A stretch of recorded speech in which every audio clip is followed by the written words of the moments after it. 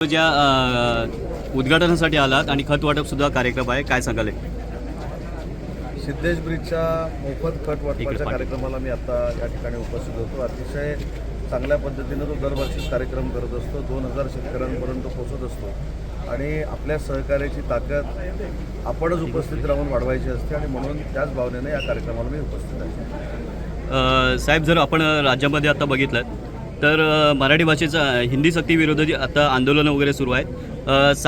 5 जुलैला सगळे एकत्र येणार आहेत आणि विराट मला असं वाटतं की 5 तारखेला राजसाहेबांनी जाहीर केलेला मोर्चा होता आणि 7 तारखेला UBTनं जाहीर केलेला मोर्चा होता. आता UBT राजसाहेबांच्या मोर्चामध्ये सामील होते असा त्याचा अर्थ आहे ना. हो.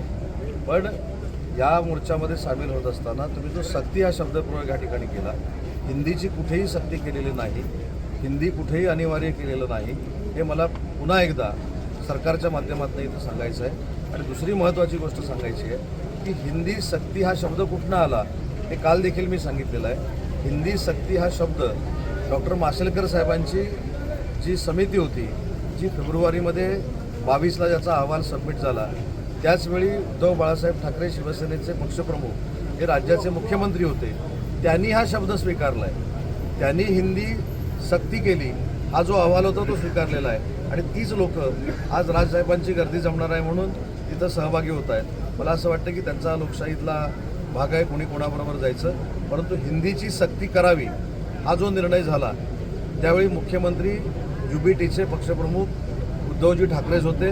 परंतु आता फक्त त्यांनी ती सक्ती केली होती ती लोकांसमोर येऊ नये म्हणून त्यांनी कदाचित 5 तारखेला त्या मोर्चामध्ये जाण्याचा निर्णय घेतला. या मोर्चा दरम्यान जे दोन्ही एकत्र येणार आहेत, राज ठाकरे उद्धव ठाकरे, याच्यावरती सरकारवरती काही परिणाम होईल का आगामी? सरकारवर आपण कशा अर्थानं म्हणतो? राजकीय दृष्ट्या युती होईल. हो. एखाद्या विषयावर सगळे जर एकत्र येत असतील तर ती युती होत नाही. अजून 5-6 महिने निवडणुकीसाठी आहेत. निवडणूक आयोग ज्यावेळी निवडणूक लावेल त्यावेळी खरे जेव्हा एकत्र येतील तेव्हा आपण त्याच्यावर चर्चा करू. उद्या हा मराठीच्या बद्दलचा मोर्चा आहे, तो कोणाचा आहे? तो मनसेनं कुठचाही झेंडा न घेता मोर्चा काढावा जो जाहीर केला होता, त्या मनसेच्या मोर्चामध्ये हे सामील होत आहे. त्याआधी त्यांचा कार्यक्रम तो होऊ दे आणि मोर्चामध्ये सामील होणं ही आंदोलनाची एक प्रक्रिया आहे, लोकशाहीचा भाग आहे. त्याच्यावर टीका टिप्पणी करण्याचा मला काही अधिकार नाही.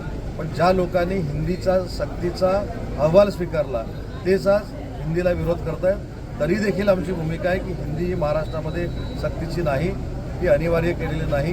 कुणी गैरसमज पसरवू नये आणि गैरसमजाला सामोरं जाऊ. आपण जिल्ह्याचे पालकमंत्री आहात. आपण जर बघितलात पावसामध्ये मुंबई गोवा महामार्गाची दुर्दशा अवस्था झालेली आहे. आरवलीच्या ठिकाणी बघितलं तर मोठमोठे तडे गेलेले आहेत. परशुराम घाटाची जी गॅबिनन वॉल आहे ती सुद्धा कोसळली आहे. चिपळूणमध्ये तेवढ्यासाठीच उतरलो. नॅशनल हायवेच्या अधिकाऱ्यांना मी बोलवलेलं होतं, त्यांना ज्या काही सूचना द्यायच्या त्या मी दिलेल्या आहेत. परंतु कोकणवासियांना हे देखील मला सांगायचं आहे की जी काही खड्ड्याची समस्या निर्माण झाली ते शेवटचं वर्ष आहे. पुढच्या गणपतीमध्ये चाकरमानी येत असताना 5 तासामध्ये सिंधुदुर्गामध्ये पोहोचेल, 4.5 तासामध्ये रत्नागिरीला पोहोचेल आणि 3.5 तासामध्ये चिपळूणला पोहोचेल. काही राजकीय नेत्यांची दादागिरी चालणार नाही. किरीट म्हणतात अनाधिकृत भूमिके बंद झालेले आहेत, महाराष्ट्रातही बंद झाले पाहिजेत. तुम्ही आपलं खत वाटपाच्या कार्यक्रमाला मी आलेलो आहे, त्या कार्यक्रमाला मी शुभेच्छा देतो.